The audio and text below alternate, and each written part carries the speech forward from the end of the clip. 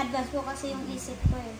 Tama Sabi ko yan. ngayon, na-miss ko yung pamilya ko, tapos makasabay isip ko kung na-miss ko sila mama. Pero kung na-miss ko sila mama, kailangan kong pag-ibihan yung pag-aaral ko. Para balang araw pag-uwi ko sa kanila. Tapos na ako. Yun yung sandatan nyo eh. Ayan lang po, pag na-miss ko na po talaga sila mama, yun lang naiisip ko. Hindi ako lumayo kila mama na may galit ako sa kanila kung hindi lumayo ako kila mama. Para matulungan ko sila at para makuha ko din po yung pangarap ko. True. Oh, di ba? O, ikaw naman, Russell, ano reaction mo? Pero hindi naman okay lang kasi napanood din niya eh. Oo, napanood din kasi ni Russell. Kung ikaw naman, Russell, katayuan ni Mali, kasi si Russell, napanood din niya yung live ni Paul. O, ano ang reaction mo doon? Pati nga rin pa ako, nalungkot ako eh. Sayang po kasi yung opportunity. Sinayang lang yung Madeline.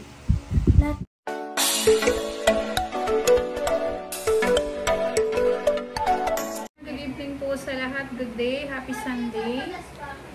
Katatapos lang po namin kumain at napanood po namin yung live po ni Pupong Biyahero. At medyo may mga reaction po yung 3 Marias, 4 Marias, no, kay Madeline. At si Maylin daw, no, may sasabihin kay Madi. At sana mapanood ni Madi si Maylin. Kasi si Maylin po ay pinsan ni Madeline. Ayan, tungkol doon sa live po pala ni Pupong Biyahero. Ayan, ay hinayang kasi. Kami, nangihinayang talaga rin po kami. Dahil sa nangyari, parang bigla kasi nangyari. Kaya, Bilang natin nabalita na gano'n na... Hindi siguro lang tayo na-update, pero yung napanood ko kaya naikuha na siya ng ticket. Eh siguro, hindi naman din kasi respeto na rin yung baka yung desisyon ng bata. Baka mahirap naman ipagpilitan mo yung bata dito na hindi na siya masaya. No? Kaya, hindi rin siya makapag-aral ng tama. Kaya lang, para sa akin, sana pinaglabanan niya kung ano yung lungkot. Ayan, sana mapanood niyo po yung reaction din ni Maylin tungkol sa pinsan niya. At mapanood din sana po yan ni Maylin. Ayan na, kausapin po natin to si Maylin ngayon. Ayan na yung 3 Marias na kain na kayo. Nakita ko yung kayo ng huwi kasama niya. Nakikita ko kasama niya. And nakita ko din, magusto rin ang buhay nila. So, 1 taon siyang nag-aral dito sa Cotabato, ay sa Pakibato, doon kayo na Maylin sa sitio nila, ito 24 sa Pamutawan. And 1 taon siyang pinulungan ng ating sponsor na si Tita, si Adelia Laluet, na nasa sa Canada, na yung 1 taon niya ay siya yung nagpadala ng monthly na allowance niya. 1 taon yun. At ayan, at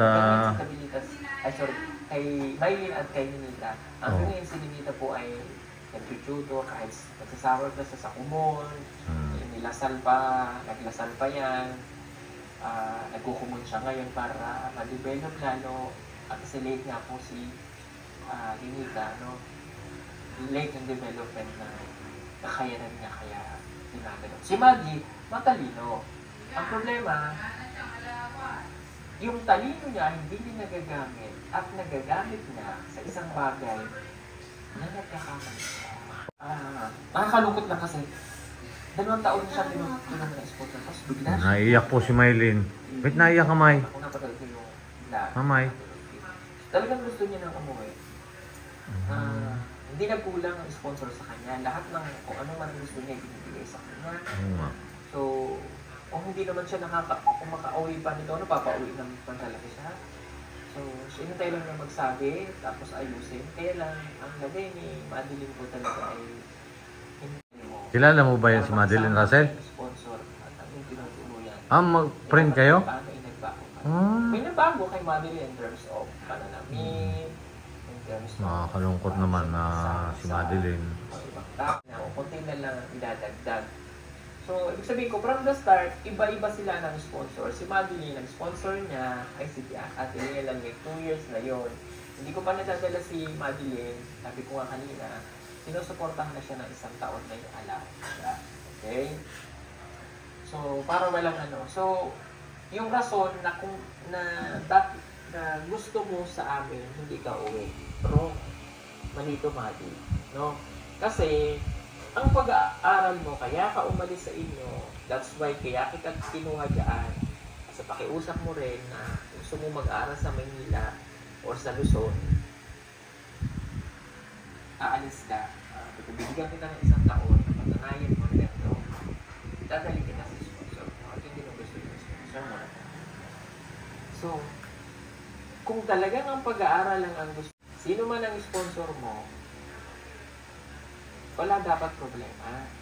Kasi kaya kinuha, ang ano natin ay makapag-aral. Hindi yung mamimili ka pa kung sino ang gustong magpaaral sa'yo. At wag dapat mo sasabihin na dito ka sa akin, hindi ka uwi. So, ang tawag doon ay parang nagdi-demand. So, ang kaya ka naririyan ay para mag-aral. Diba? Ako yung Okay na daw talagang sila kay Mel. hindi ko Ang bait po ni Rockville. hindi ko inilalapit masyado. Ablurted. Ang Nakita buong niyo. mga bata.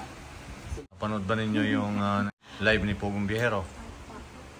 Action mo, Mylene. Kasi si Mylene, pinsan nyo pinsan ni Madeline, at saka pinsan nyo si Madeline, at Ninita, pinsan din nata ni Ninita yun. oo, pinsan.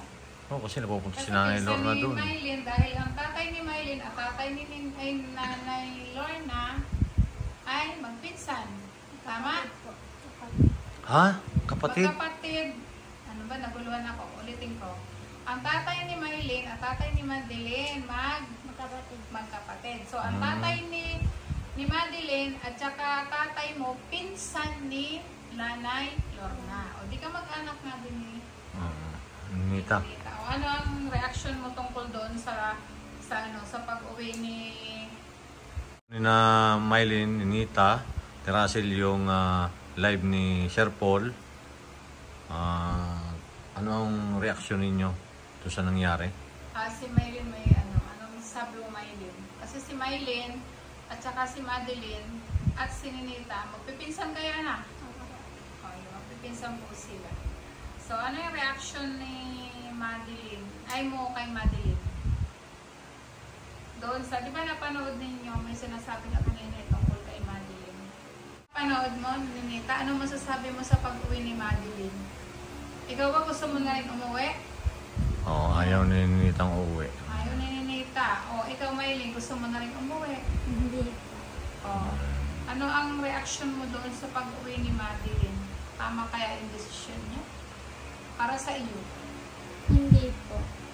Kasi po, minsan lang po na may taong dumarating sa buhay natin na tutulungan tayo at para makapag-aral at tayo para matulungan, para rin makatulong din tayo sa mga pamilya natin at panganay ka din. Alam ko rin na pares-pares naman tayo panganay kasi tapos mga babae pa tayo, ganyan. Pero isipin mo rin lagi na may mga kapatid ka at kailangan talaga pag panganay ka, kailangan yung isip mo talaga, parang kung matanda na din po kasi may mga kapatid ka, kailangan mo i-guide din po sila guide mo din po sila para dapat po kasi magpursige po tayo para magpursige tayo, Madi, kasi tayong panganay at para makagabay tayo at magagabayan din po natin yung mga kapatid natin. At parin po sa akin, parang ano din po, mali din po yung desisyon ni Madeline kasi bakit siya uuwi ng ganyan, dito rin po. At saka po, napakabait din po ni Ma'am Ruth po, nakikita ko lang po. Tapos, yung sa anak din po niya, parang, yung dati nga po pumunta dito si Madeline, parang hindi makaano yung bata sa kanya pag pinajok-jokan lang po namin na dito na lang si Madeline, umiiyak lang po yung bata. Mahal din po talaga nila Ma'am Ruth sila Madeline, pero Madeline. Kaya Madeline, masasabi ko lang sa'yo, sayangan po talaga ako, Madi, kasi may nagpaaral na sa'yo. Para hindi na mahirapan yung papa mo at yung mga magulang mo. At para kung ako lang sa'yo, isipin ko lagi yung pangarap ko. At isipin mo lagi na kaya lumayo ka sa pamilya mo para makapag-aral ka, para pag uwi mo sa kanila, makatulong ka na sa kanila. At para rin po sa, basta marami akong naiisip, at pero hindi ko po sure kung pares-pares tayo ng isip kasi iba-iba tayo, iba din ako kasi panganay din po ako, pero hindi ko rin po alam sa ibang panganay kung anong naisip nila. Pero sa akin lang po, naisip ko talaga yung pangarap ko para sa mga kapatid ko, para sa magulang ko. Namimiss ko na din po yung mga pamilya ko, pero iniisip ko inuuna yung pangarap ko kasi nandyan lang po sila mama, para pag uwi ko sa kanila makapagtapos na ako ng pag-aaral. At para maano ko rin po yung mga kapatid ko na mapursige po sila na mag-aral din po, at para makatulong din po ako sa mga kababayan mga kababayan din po namin. Wow, napakaganda ng pangarap ni Maylin. Tama yun, Maylin. Diyan lang yung magulang. So, kautiis lang. Magpapakasyon din naman tayo. At saka una-una, nakakausap nila sa cellphone. Nakakausap nyo naman eh. Nakaka-video kayo. Kaya Dito sa bahay, although mayroon tayong agreement sa cellphone na may oras ang paggamit, pero nakakausap naman palagi ang pamilya. Di kamukha namin na nag-aaral kami sa Maynila. Sulat buwanan bago makarating. Kasi sulat wala lang. Talaga ng cellphone. O yun ang lagi ko ikinukwento sa inyo. Andyan lang naman ang mga magulang nyo, at saka natatawagan nyo naman. Pero yung inyong desisyon, no, na makapag-aral kayo, pagpupursige nyo, dahil kaya kayo nandito ay mag-aral at balang araw ay may magandang bukas para sa pamilya, di ba? O yun lagi yung itanim nyo sa isip nyo. Kasi pagdating ng araw, maalaala nyo palagi yung mga sinasabi namin, yung mga advice namin sa inyo, lalo ni Nita, o yung sinasabi kasi sa ako po kasi, advance po kasi yung isip ko eh. Tama Sabi yun. ngayon, na-miss ko yung pamilya ko, tapos makasabay isip ko kung na-miss ko sila mama. Pero kung na-miss ko sila mama, kailangan kong pag-ibihan yung pag-aaral ko para balang araw pag-uwi ko sa kanila. Tapos na ako. Yun yung sandata nyo eh. Ayan lang po, pag na-miss ko na po talaga sila mama, yun lang naiisip ko. Hindi ako lumayo kila mama, na may galit ako sa kanila kung hindi lumayo ako kila mama. Para matulungan ko sila at para makuha ko din po yung pangarap ko. True. Di ba? Ikaw naman, Russell, ano reaction mo? Pero hindi naman okay lang kasi napanood din niya eh. Oo, napanood din kasi ni Russell. Kung ikaw si Russell, kasi bago pa lang si Maddie. Kung kasi, ikaw si Russell? Ikaw Russell, kung ikaw si Ikaw Russell. si Russell. Kung ikaw si Russell, kung ikaw ay si Maddie Russell, ano yung nagkamali tuloy ako. Sige. Kung ikaw naman, Russell, katayuan ni Maddie, kasi si Russell, napanood din niya yung live ni Paul. Ano ang reaction mo doon? Pati nga rin pa ako, nalungkot ako eh. Sayang po kasi yung opportunity. Sinayang lang yung Madeline. Lahat naman tayo, mamimiss natin yung pamilya natin. Kaya, nasasayangan ako. Sana hindi na lang siya umuwi. Pare-pareho naman din kami dito, nakalayo sa aming pamilya. Papasyalan pa naman sana namin dyan, Maddie, sa Tagaytay. Papunta pa naman sana kami dyan. Kasi si Russell hindi pa nakakarating ng Tagaytay. Hindi pa kilala. Okay. Plan namin yun. Plan namin sana yun na dadaanan sana natin. Parang next week eh. Oo. Kasi si Russell malapit na magpasokan, kaya ginagala namin dito. Tsaka para masanay. Kasi Madeline, naka 1 year na siya, di ba? Nakapagtiis na nga siya ng 1 year eh. Ngayong Bago 1 year. Naka 1 year. Pare-pareho naman tayong mga panganay. Panganay ka rin pala, Russell. Panganay ka rin, Russell. O, si Ninita, panganay? Panganay din ba yan? Ang ilan ka, Ninita? Bunso.